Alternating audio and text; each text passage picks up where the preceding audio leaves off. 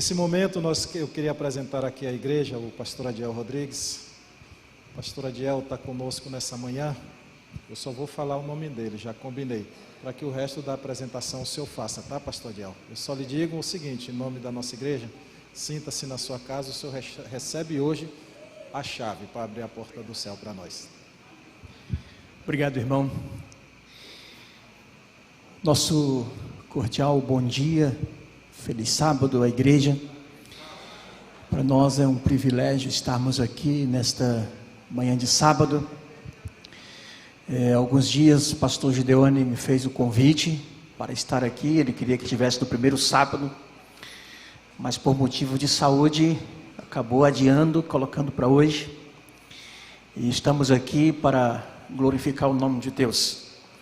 O irmão já me apresentou, Adiel, pastor Adiel. No momento eu não estou na frente de um distrito, estou por problemas de saúde, com acompanhamento médico. Eu e minha esposa estamos morando aqui em Porto Velho, por isso coloco o meu nome e da minha esposa Raquel, para que a igreja ore por nós. Eu estou orando para que Deus me conduza ao distrito o mais rápido possível, porque não é fácil a gente ficar longe do trabalho, apesar das dificuldades.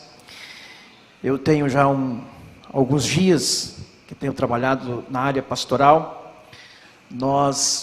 Eu posso dizer que sou um rondoniense, porque cheguei em Rondônia com 16 anos de idade. Viemos do Espírito Santo, já moramos em várias partes de Rondônia, depois fomos para a Venezuela, onde tive o privilégio de cursar teologia, e há 14 anos estou trabalhando no distrito pastoral. Já passei por Apuí, foi meu primeiro distrito, encarando longas distâncias de moto. Eu posso dizer que eu não atendi um distrito, atendi uma missão. De Jacareacanga a Novo Aripuanã dava mais ou menos 650 quilômetros, e a gente atendia isso de moto.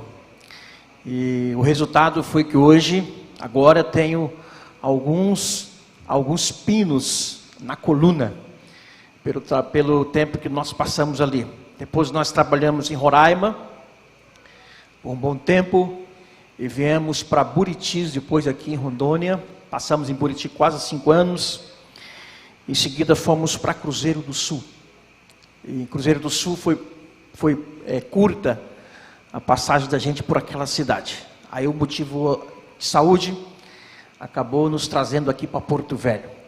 E creio eu que até setembro, outubro já possa voltar a trabalhar assim que terminar meus tratamentos que eu estou fazendo.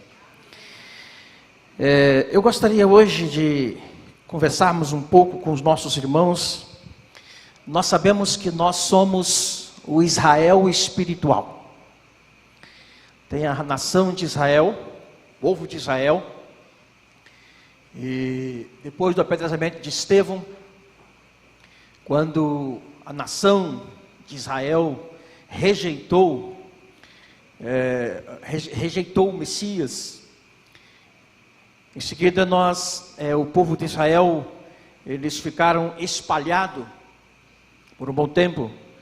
Nós sabemos que no ano 70, quando veio a destruição de Jerusalém, eles foram espalhados pelo mundo.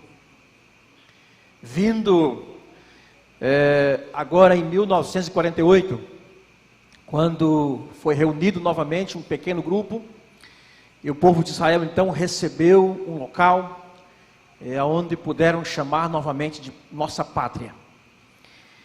Quando nós pensamos sobre o povo de Israel, a gente pensa também pelas dificuldades que essa nação tem passado. E como nós estamos aprendendo na lição desse trimestre, que por sinal está sendo muito boa para mim particularmente, porque a gente, como pastor, a gente é levado a resolver as provas, os problemas dos outros, mas a gente nunca espera bater na porta da gente. Eu já tive que aconselhar muitas pessoas com problemas psíquicos. E de repente o médico olhou para mim e disse: você está com um problema de depressão profunda, precisa afastar-se do trabalho. Então a gente não espera isso para a gente espera dos outros. E às vezes é mais fácil resolver o problema dos outros que o problema da gente. Mas o que fez o povo de Israel um povo tão forte? É justamente por eles passarem por grandes momentos difíceis na vida deles. O fato deles serem levados de nação para nação, eles tiveram então que se adequar à profissão de comerciantes. E aonde você encontra hoje praticamente um judeu, você vai encontrar ele como comerciante. Como por exemplo, quando a fundação de Nova York, 23 descendentes de judeus saindo aqui do nordeste do Brasil, sendo levados para ajudar a fundar no fundamento daquela cidade. E hoje, em Nova York, mais ou menos 50% dos comerciantes milionários de Nova York são descendentes de judeus. Quando nós olhamos para o Brasil, nós temos aqui um grande número de judeus comerciantes. E o que os fez então se tornar comerciante? O que os fez então? Justamente porque eles passam pelas adversidades, muitas vezes faltando a eles o conforto, muitas vezes tendo que ser levado para outros locais às pressas. Então isso os fez então vencedores.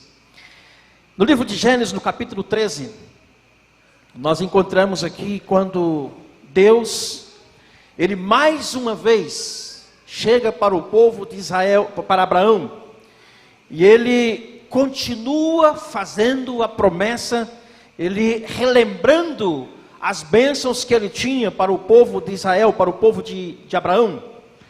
No versículo 15, ele diz o seguinte, no capítulo 13: porque toda essa terra que vês, eu te darei a ti e a tua descendência por sempre, para sempre. Quando o povo de Israel voltaram para Canaã, eles não estavam herdando terra dos outros, eles estavam indo para uma terra que era deles por promessa.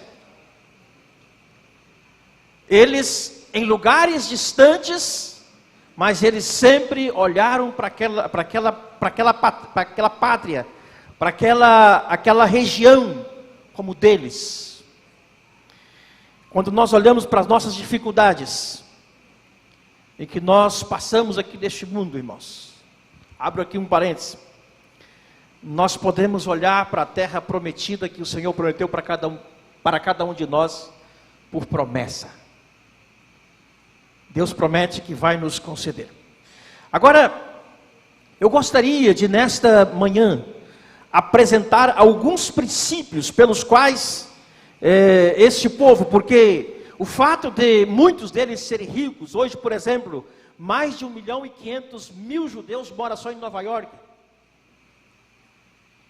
Os principais comerciantes que a gente vê, inclusive o fundador do Facebook, descendente israelita, fundadores das Casas Bahias, estava lendo ontem, também descendente de judeus. Mas o que faz esse povo ser um povo especial? É só a promessa? Sim, a promessa faz parte. Sem as promessas de Deus nós não conseguimos sobreviver. Mas eles usam alguns princípios que eles usam, que faz com que eles continuem vencendo. E se nós usarmos esses princípios também, e nós encontramos no livro de Provérbios, escrito por Salomão, ele é um livro que traz para a gente, são provérbios, que se colocarem em prática, com certeza nós alcançaremos grande sucesso, porque a palavra do Senhor nos diz que Deus deseja que a gente vá bem em todas as coisas. Passaremos por dificuldade, sim, mas o desejo de Deus é que nós sejamos vencedores. Eu diria que nós devemos ser cabeça.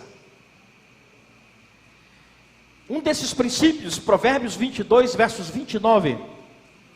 Eu tenho aqui alguns provérbios para apresentar nesta manhã.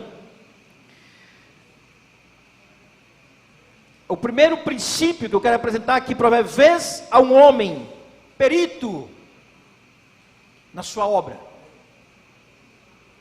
Perante reis serão postos, perante reis será posto, não entre a pebre.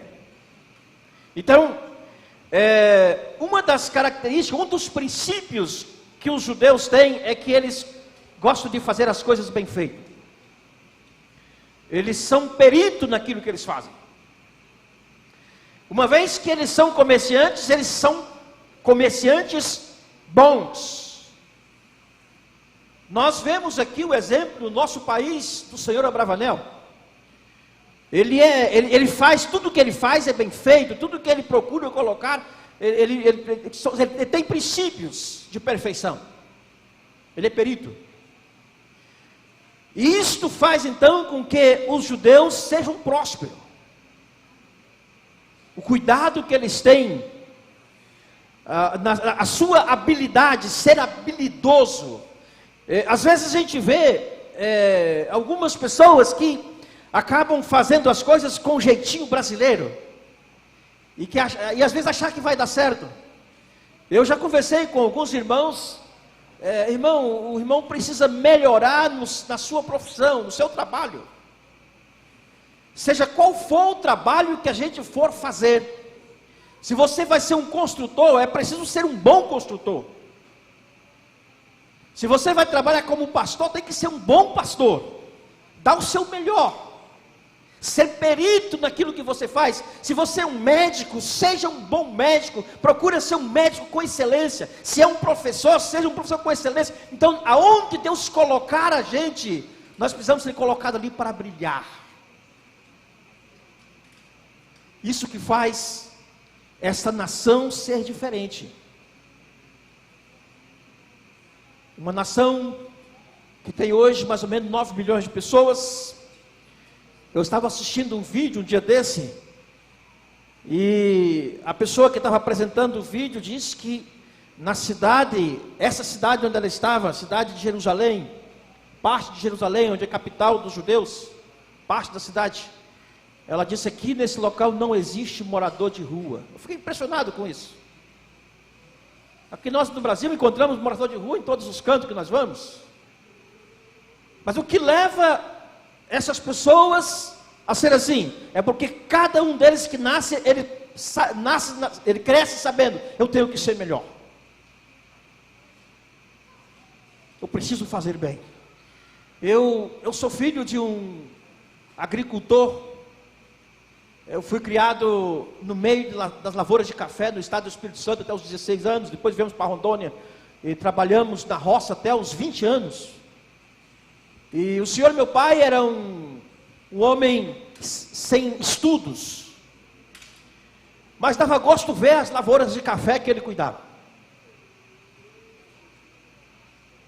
Era bem limpinho, era bem cuidado. Ele sabia como fazer. Então ali na sua simplicidade, o que ele fazia bem feito. E isso me deu muitas lições para a minha vida. Eu costumo dizer que a minha primeira escola, a minha melhor escola não é a faculdade de teologia, mas aquele lá onde eu nasci, aonde se era aplicado a igreja, onde se era aplicado a religião. O segundo princípio está em Provérbios capítulo 22, versos 1. Olha que interessante aqui, ó. Mais vale o bom nome do que as muitas riquezas. O ser estimado é melhor do que a prata e o ouro. Isso é um princípio importante. Às vezes nós não preocupamos com o nome. E muito mais, queridos, quando nós levamos o nome de Adventista do sétimo dia. Tem que se preocupar. A senhora White ela deixa muito clara que o caráter vai nos acompanhar para o céu. É a única coisa que vai nos acompanhar. É bem verdade que nós temos a promessa no Apocalipse que nós receberemos um novo nome quando chegarmos no céu. Uma pedrinha branca com um novo nome escrito. Mas enquanto estivermos aqui, nós temos que prezar pelo bom nome. Quando um adventista em uma certa região, ele faz alguma coisa errada, quem leva o nome? A igreja. Como é que vão dizer? Os adventistas, os crentes.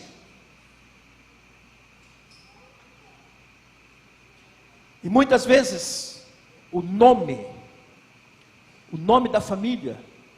Eu estava assistindo ontem à noite o pastor Rubens Bulhon apresentando a lição da escola sabatina. E quando vemos o nome Rubens Bulhon, o que nós lembramos? Alejandro Bulhon. E um dia desse ele falou: eu preciso cuidar porque eu levo o nome do meu pai comigo.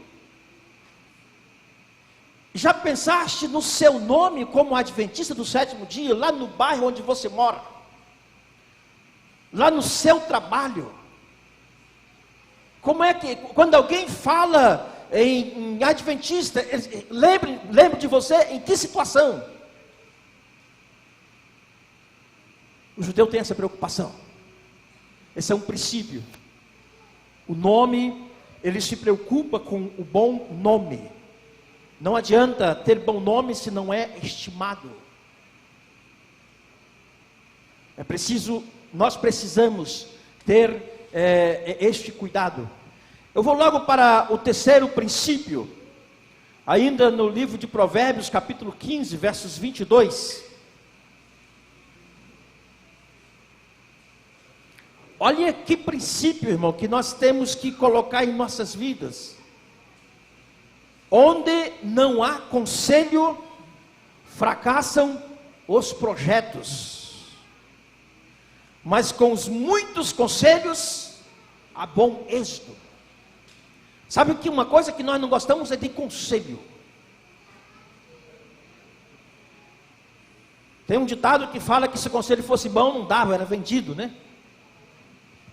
Mas quando às vezes nós estamos passando por uma situação aonde a nossa ótica está centrada e outras pessoas que estão de fora podem ver de maneira diferente. E um conselho poderá nos ajudar.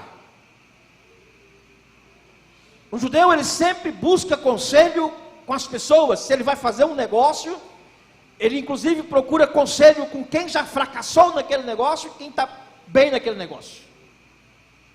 Porque quando eu busco conselho com quem já fracassou, eu vou ver quais foram os pontos que ele errou para não cometer aquele erro. Uma senhora, ela estava aconselhando a filha. E ela estava falando sobre gravidez fora do casamento. E estava ali aconselhando a filha para tomar os devidos cuidados. E a filha então olhou para a mãe e disse: mãe, a senhora não tem autoridade para me falar deste assunto? Porque a senhora engravidou de mim sem estar casada com o meu padrasto? Quem é a senhora para me falar desse assunto? Ela diz: justamente pelas dificuldades, os problemas que eu passo, é que eu estou falando para você, que você evite esse problema para você. Talvez alguém que já passou pelas drogas venha aconselhar, ele sabe o que ele passou. Alguém que já passou por uma separação de casamento, ele sabe as dificuldades que ele passou. E ele vem para conversar com você, ele vem lhe fortalecer. Especialmente a ala jovem aqui que pensa no casamento. Procure conselho com pessoas sábias.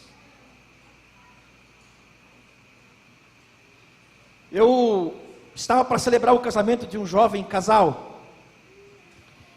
O casamento seria no domingo. E no sábado à noite eu os convidei para saírem comigo e minha esposa e o casal da igreja que era responsável pela família daquela igreja. Nós chegamos na pizzaria, conversamos vários assuntos, até que chegamos ao assunto do casamento.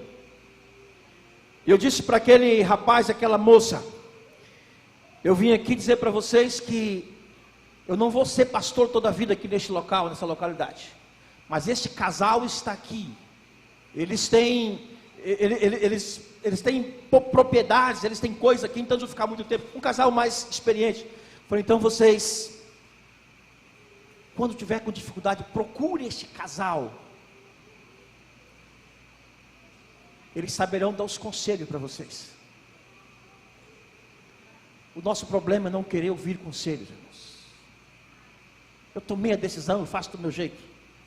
Quem é o senhor? Quem é a senhora? Eu já peguei algumas portas na cara de querer tentar ajudar a casar. Um dia um casal estava separando, liguei 3 vezes para ele tentar. Não, a gente não quer conversa.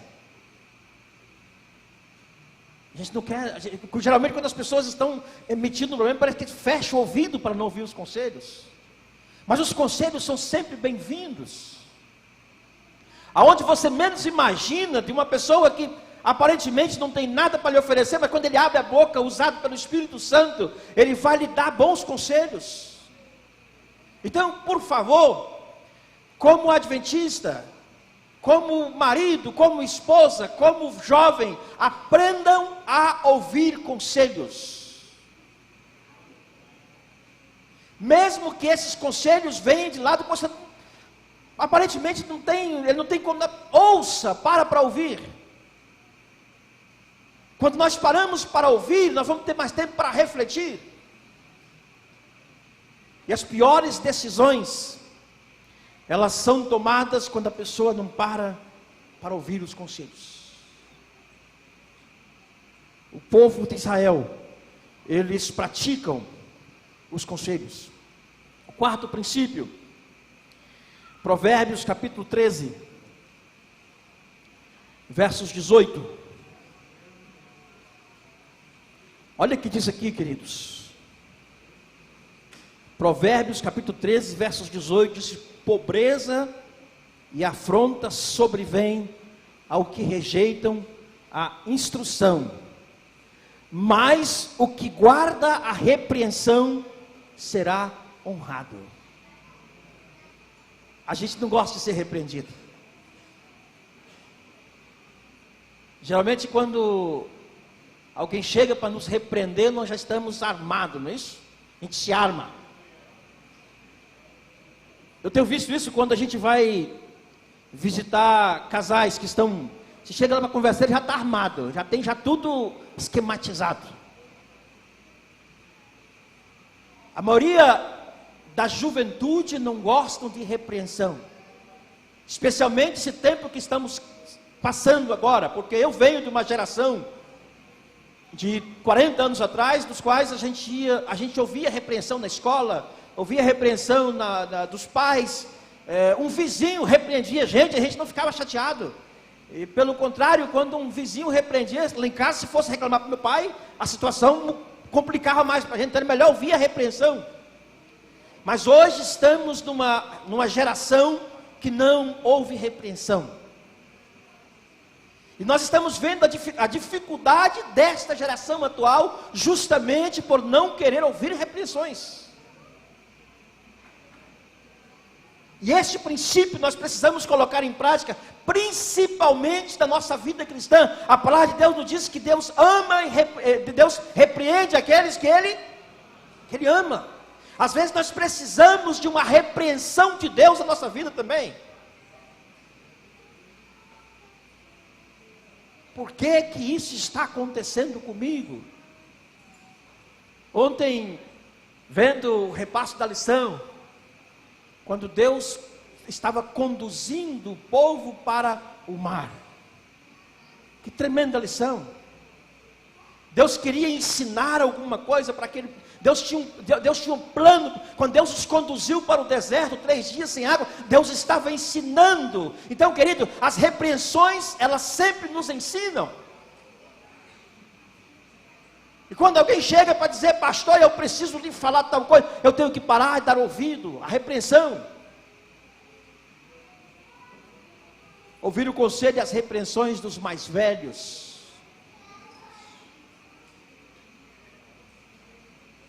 Como é difícil a gente parar para ouvir as repreensões.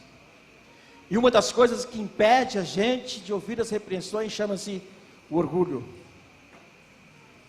O orgulho próprio. Mas eu? Quem é fulano para querer vir me repreender a mim? Então o ego parece que ele sobe e isso tapa nos ouvidos. A coisa mais difícil que existe é falar a verdade para quem não quer ouvir. Está precisando ouvir algumas verdades, mas tapa o ouvido. Está precisando ouvir algumas repreensões, mas tapa o ouvido. Eu me lembro um dia eu em casa, eu agindo de forma humana, não como pastor, porque em casa a gente consegue, fora a gente consegue maquiar, a gente consegue se apresentar de maneira, mas em casa você é você. E a minha esposa um dia falou: pastor. E eu parei para refletir. Ela estava procurando um pastor que morava com ela. Pastor.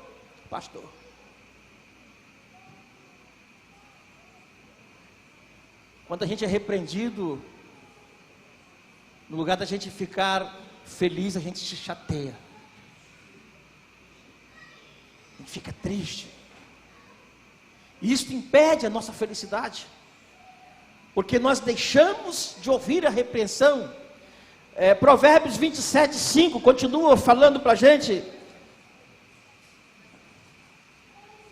melhor é a repreensão franca do que o amor encoberto. Então, se alguém te repreendeu, não fique chateado, ele está sendo franco contigo.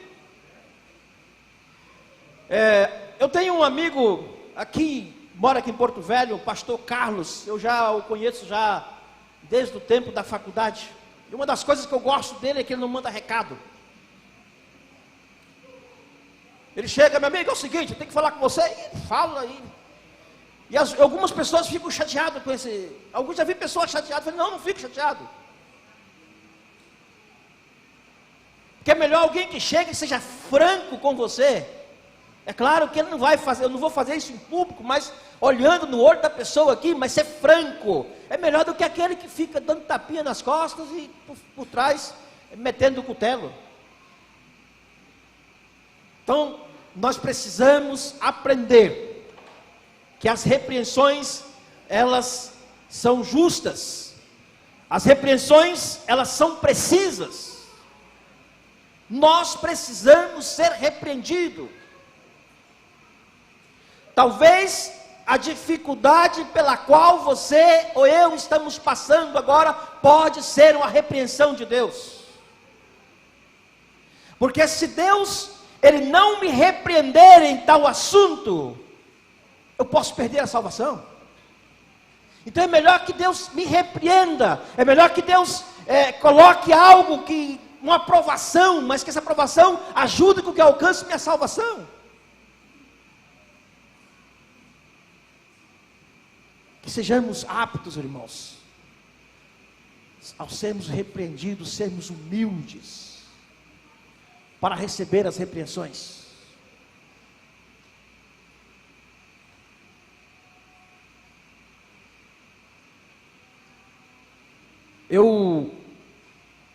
No ano de 1996, eu tive um problema de saúde muito sério na época. Eu morava em Guajará-Mirim e eu fui levado a uma clínica na Bolívia. E ali eu fui atendido por um cardiologista chamado Dr. Gabriel, descendente de judeu. Eu não sei, eu encontrei algumas outras vezes depois. Ele tinha uma clínica lá em Guajará-Mirim. Um dia conversando com este médico, eu tinha aquelas interrogações sobre os judeus, e uma vez que ele era judeu, eu comecei a perguntar algumas coisas para ele sobre os judeus. E o doutor Gabriel me falou algo que me chamou a atenção. Ele me disse: mensalmente, de tudo que eu recebo, eu tiro o dízimo e envio para Israel. Lá para a nação deles. Aí eu falei: então está aí a resposta. Porque nós temos grandes empresários espalhados pelo mundo, homens de negócio, uma fortuna, se todos eles estão mandando dinheiro para lá, então eis a questão, por que esse povo cresce? E uma das coisas dos judeus é que os judeus, eles são fiéis dizimistas. Chego a falar de um terceiro dízimo. Então, o judeu em si, ele tem uma generosidade justa. Ele não sai distribuindo dinheiro. Ei, toma dinheiro, não. Ele não faz isso. Mas ele é justo. E pelo fato de nós não sermos justos, muitas vezes atraímos injustiça para cima da gente. O que é certo, o que é errado, é errado. Nós vimos que Abraão, ele praticou esse princípio. Nós estudamos na lição do trimestre passado, quando Abraão entregou o dízimo a Melquisedeque. Ele não procurou a origem, ele não procurou o que Melquisedeque ia fazer com isto. Ele simplesmente devolveu. E a nossa dificuldade, irmãos, eu lamento em dizer para os irmãos que a igreja adventista do sétimo dia era para ser uma igreja muito mais potente do que tem sido, do que é.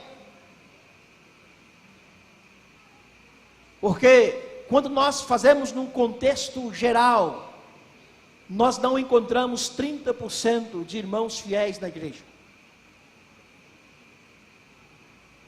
E onde tem um pastor, poderia ter 3 mais, se todos fossem fiéis.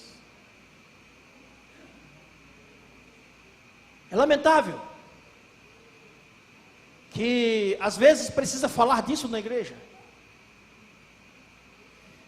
É muito difícil, é triste ver que alguém, para cumprir com suas obrigações, precisa ser repreendido.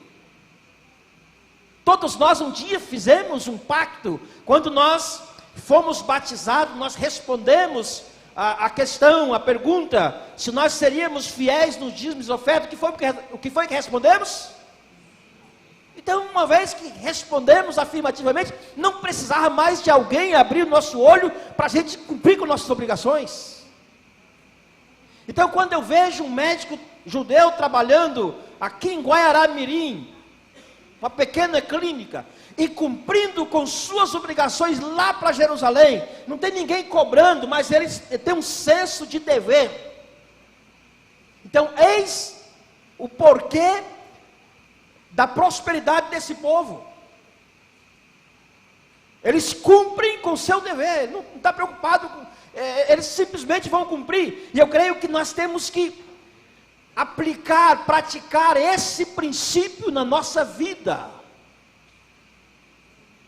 Meus deveres são meus deveres. Um dia desse eu vi uma postagem que dizia: um homem que precisa de um juiz ir atrás dele para lembrar que ele precisa sustentar o filho, não serve para ser homem. Existem muitos por aí que é preciso entrar na justiça, porque senão não manda o dinheiro para os filhos, etc. Não precisava ter essa briga. Se é meu filho, é meu filho. Se é minha casa, é minha casa. Se é minha esposa, é minha esposa. Eu tenho meus compromissos para cumprir e não precisa de ninguém lembrar isso para mim. Se nós praticássemos esses princípios. Eu quero ir para mais um princípio, para nós concluirmos. Provérbios 21, versos 20. Diz o seguinte, Provérbios 21, 20 diz o seguinte: tesouro desejável e azeite há na casa do sábio, mas o homem insensato faz o quê? Desperdiça. Queridos, aqui está um ponto importante. Eu vi uma reportagem essa semana no Jornal da Record, creio que foi o Jornal da Record, dizendo que 70% dos brasileiros estão endividados. E quando nós vemos A infidelidade na igreja, geralmente as pessoas que são infiéis na igreja também estão afundadas em dívidas. São tantas dívidas que quando ele recebe o salário, ele já tem que, ele termina o salário e ainda tem conta para pagar. E um dos princípios que nós temos que aprender é sermos economistas, econômicos. Eu tenho um filho com 27 para 28 anos de idade. Nesse tempo eu morava em Rio Branco, do Acre. Ele estava bebezinho. E ele um dia teve uma convulsão. E sabe que convulsão é coisa para resolver com facilidade. Mas marinheiro de primeira viagem não sabe o que fazer. Eu peguei esse menino e saí correndo para a rua. Sem um centavo no bolso. De carona, fui parar no hospital. E o médico me deu a receita para comprar os remédios. Eu não tinha dinheiro para comprar os remédios. Eu lembro que era 1h da manhã. Eu estava em Rio Branco do Acre, a pé. Porque alguém me levou para o hospital, mas eu tive que sair a pé. Não tinha dinheiro. E eu estava recorrendo à casa dos irmãos para conseguir dinheiro emprestado para comprar remédio para o meu filho. Ah, irmãos, eu tomei uma lição. Eu disse, a partir de hoje, isso nunca mais vai acontecer comigo. Eu fui no banco, abri uma conta. E todos os meses, apesar do trabalho, na dificuldade, vendendo meus mel, vendendo meus remédios, mas sempre colocava uma beiradinha lá na conta. Desse dia para cá, eu nunca mais passei por esta vergonha. Porque é vergonhoso. Um adventista batendo na porta dos outros, na mão, pegar coisa emprestada, porque não tem uma... Especialmente, a pessoa, quando ele trabalha por conta, com dificuldade, ele tem que ter uma reserva. Não deve desperdiçar tudo o que ganha. Então, seja lá qual for o seu salário, 1 salário ou 10 salários, não importa quanto, se você administrar bem, você vai cobrir suas despesas, você vai tirar o dízimo, vai tirar a oferta, você vai tirar aquela partezinha que vai guardar, e no momento que vir a dificuldade, você vai ter para onde recorrer. E até hoje eu pratico isso. Tenho 14 anos como pastor. Mas antes eu vivia vendendo coisas na rua, me virando. Eu sempre procurei ter uma reservazinha. Quando eu estava na faculdade, esse menino teve um problema de saúde. E eu lembro que na época o exame da cabeça custava 600 e poucos reais. E eu precisava trabalhar. Mas como trabalhar preocupado? Ninguém consegue trabalhar preocupado. O exame pelo SUS ia levar meses para ter uma vaga. Eu falei, não, faça o exame, pode fazer. E eu peguei a economia e paguei o exame. E fui trabalhar para me pagar. Eu pratico isso até hoje. O ano passado, quando me mandaram para Cruzeiro do Sul, eu precisaria de um carro mais econômico. Eu tinha um carro que bebia muito. Então eu comprei um carro mais econômico e eu tive que colocar 13 mil reais. Eu peguei o dinheiro emprestado comigo e já terminei de me pagar. Porque se eu pegar emprestado, eu tenho que pagar. Tem ou não tem? Então eu peguei emprestado comigo mesmo. E eu tenho cuidado e o dinheiro está guardado. De me pagar. Então, irmãos, não desperdice tudo que você ganha. Você é jovem que está começando sua vida profissional agora, aprenda que você precisa guardar algumas coisinhas. Não pode gastar tudo que ganha.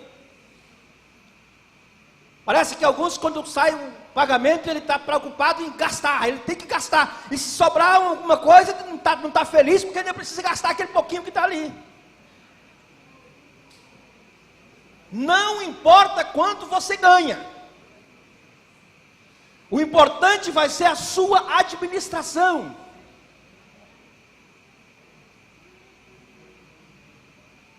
Se você ganha um salário de R$1.000, vamos pensar, você não pode contar com R$1.000.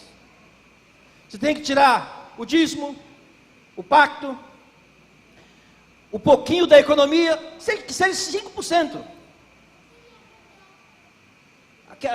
Já tem que contar com aquele pouquinho que você vai economizar. E nos dias de dificuldades, as dificuldades não vão te pegar, porque você está preparado. Então, aprenda a guardar dinheiro. Aprenda a administrar. Não, pastor, mas é que eu ganho tão pouquinho. Não é o quanto você ganha, é como você administra. Quem não administra pouco, não adianta colocar muito também, que não vai administrar. E quem é acostumado a administrar aquele pouquinho ali, ele vai conseguir. Eu gostaria de concluir chamando os irmãos para o livro de Salmos, Salmos 133,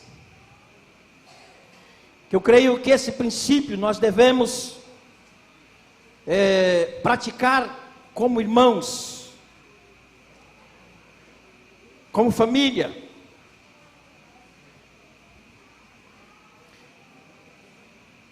Que diz o seguinte, versículo 1: ó, quão bom e agradável viverem como? Unidos como irmãos.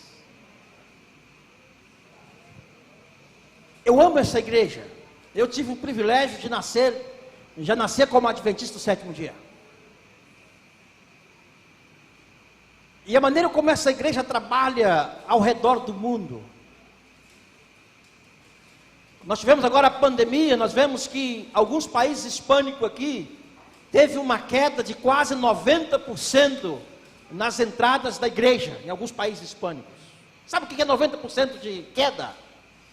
A igreja pararia. A igreja não teria condições de funcionar. Mas as associações, as missões desses países continuam funcionando. Sabe por quê? Porque essa igreja é unida.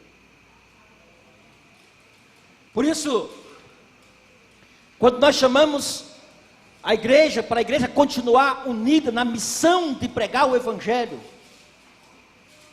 e eu já vi algumas pessoas dizendo, pastor, é que a gente coloca a oferta, o dízimo, vai tudo embora, ninguém vê. Nós não estamos, queridos, Deus sabe como administrar. A igreja adventista, ela não é uma igreja local, ela é uma igreja mundial. Imagina se os primeiros adventistas não tivessem abrido mão de seus recursos para que a mensagem fosse levada lá embaixo. Aonde estaríamos nós hoje? Alguém um dia se preocupou. Nós temos também que preocupar com os mais pobres da igreja. Eu vi aqui a moça falando agora há pouco sobre a ADRA. Sim, é uma preocupação. A Bíblia diz que os pobres sempre tereis convosco. Temos que preocupar sim com os mais desfavorecidos da igreja. Temos que preocupar, irmãos, com a nossa união. É a unidade que mantém essa igreja. Apesar de termos menos de 30% dos fiéis, dos membros sendo fiéis, mas Deus está conduzindo esta igreja. Eu fui outro dia numa igrejinha lá no bairro e vi a situação daquela igreja. Uma igrejinha muito humilde, as suas acomodações muito precárias. Eu pensei, nós precisamos ser mais unidos como igreja. Preocuparmos mais com a igreja. Ó, quão bom e agradável, irmãos, é viverem unidos em irmãos. Às vezes nós podemos pensar que temos pessoas da igreja que são pessoas problemáticas, mas nós temos pessoas muito boas na igreja, irmãos. Em 1991, eu cheguei aqui a Porto Velho. E eu fui acomodado numa salinha na Igreja da Liberdade. Eu tinha saído da roça aqueles dias, não sabia, eu vim para cá porque disseram que eu podia comportar, etc. E eu vim para isso. E na época, hoje a gente vê que o Ministério da Publicação é um pouco mais preparado, naquela época era mais precário. Eu lembro que o assistente me deu umas revistas, mandou eu vender, vai vender isso aqui, para depois receber um treinamento. Eu não tive treinamento nenhum. Olha, irmãos, eu passava o dia todo na rua. E foi uma época que Rondônia estava passando por aquele período da madeira, acabando as madeiras. O governo estava com uns 3 meses que não pagava o funcionalismo público. Então estava uma situação difícil na época. E eu tentando vender. E às vezes eu passava o dia todinho na rua, sem colocar nada aqui na barriga. E eu voltava lá para a Igreja da Liberdade. Tomava o banho. Eu me lembro que um dia eu tomei meu banho. Ei, meu Deus, não tem nada para comer hoje. E na época morava uma senhora na Igreja da Liberdade, uma família que cuidava da igreja. Eu nunca mais os vi. Era uma moça e um casal de idoso. E eu ouvia o bater do chinelo. Chlap, chlap, chlap. E a irmã Maria bater na porta, trazendo um prato, aquele arroz que sobrou do almoço, um pão, um ovo frito, e eu ser sustentado por aquela senhora por alguns dias. A irmã Maria, ela trabalhava na Igreja da Liberdade, e ela ajudava uma senhora nas feiras por aqui. E ela então recebia algumas ajudas já dessa feira, e ela, por alguns dias, me deu o que comer. Esta é a igreja que cuidou de mim. Foi usada uma senhora simples, sem recursos econômicos, e eu às vezes passava o dia sem comida, e ela trazer e me dar aquele pouco de comida e ser a comida do dia. E eu louvo a Deus, porque eu nunca precisei passar uma noite, dormir uma noite sem colocar nada na barriga, porque Deus usou alguém da igreja para cuidar de mim. Uma pessoa simples. Queridos, precisamos nos colocar nas mãos de Deus para ajudar. Precisamos ser ajudadores. Não precisa ter muito para ajudar, só precisa ter vontade. Não precisa ter muito para ser um fiel dizimista, é preciso ter vontade. Não precisa ter muito para ser um ofertante, um pactuante, é preciso ter vontade, lealdade e compromisso.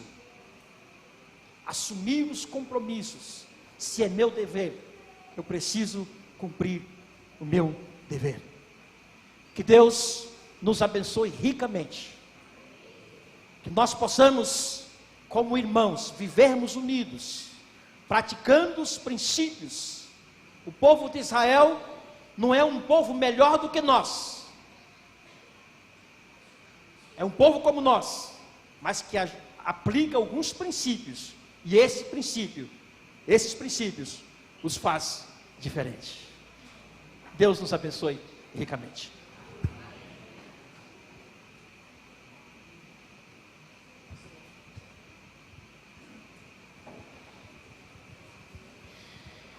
O Inário Adventista tem um hino, podemos cantar, né? Eu não sei qual, se tem ele no novo Inário, no antigo é o 340. Saudades, eu gosto muito desse hino. Nós estamos passando por uns dias aqui na terra, irmãos.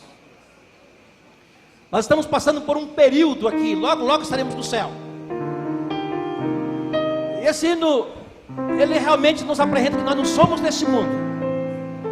Estamos passando aqui, por enquanto.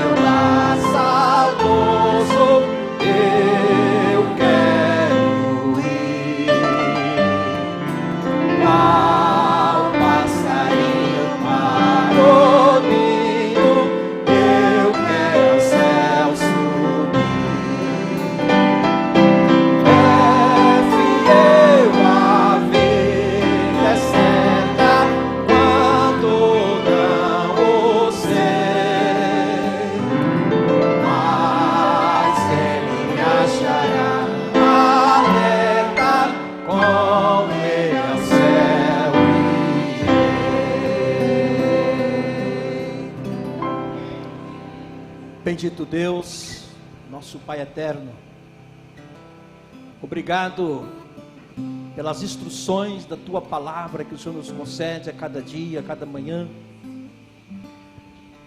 A Tua palavra nos diz que o temor do Senhor é o princípio da sabedoria. De maneira, Senhor, que nesta manhã ouvimos alguns conselhos da Tua palavra de como vivermos melhor enquanto aguardamos o Teu Filho nas nuvens dos céus. Eu quero pedir, ó Deus, por esta igreja, por cada família que está aqui, por cada jovem que está iniciando a vida. Ajude, Senhor, para que possam lembrar desses conselhos. Como igreja, Senhor, ajuda para que possamos sermos unidos na pregação do Evangelho. Ó Pai, se precisar nos repreender, nos repreenda. Mas por favor, nós não queremos perder-nos, queremos estarmos contigo nas mansões celestiais. Ó Deus, abençoa cada família dessa igreja, cada líder dessa igreja, de uma maneira muito especial, o pastor que o Senhor escolheu para conduzir essa igreja. Abençoa o seu lar. E obrigado, Senhor, porque apesar de passarmos pelos problemas e dificuldades dessa vida, nós temos um lar, nós aguardamos um lar, o lar no céu, a Canaã celestial. Queremos estar contigo. Dê-nos, ó Pai, um bom restante de sábado, na Tua companhia. Nos leve em paz aos nossos lares, em nome de Jesus. Amém. Que Deus ricamente nos abençoe.